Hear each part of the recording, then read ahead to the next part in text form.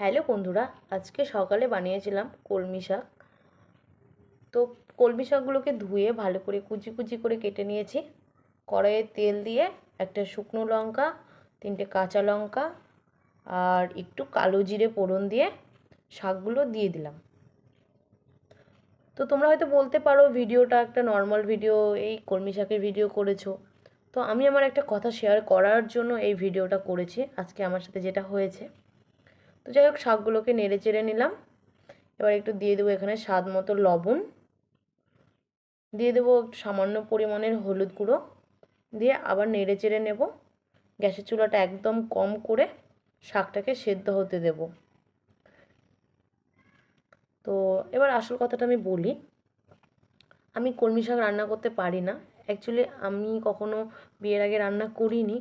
তো মার রান্না দেখতাম, দিদির রান্না দেখতাম, সবার রান্না দেখতাম। তো বিয়ের পর আমি শাশুড়ির কাছে রান্না দেখে আমি অনেকটা রান্না শিখেছি, বুঝতে পারি কোন তরকারিতে কী ফোড়ন দিতে লাগে। তারপর কিছু কিছু শাশুড়ির কাছ থেকে শুনে আমি এখন সব শিখে গেছি।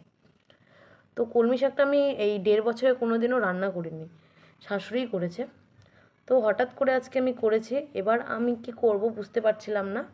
তো তারপর আমি ফোন করে আজকে শুনেই রান্নাটা করেছি। তো আমার মতো তোমরা কে কে আছো যে এই সব রান্না পারো না, কমেন্ট করে জানিও। তো যাই হোক, এইভাবে আমি সেদ্ধ হওয়ার পরে একটু ভেজে নিলাম, ভেজে নিয়ে তুলে নিলাম। এত সহজ একটা রেসিপি, কিন্তু আমি সেই রেসিপিটা পারতাম না, সেটাই তোমাদের সাথে আজকে শেয়ার করলাম।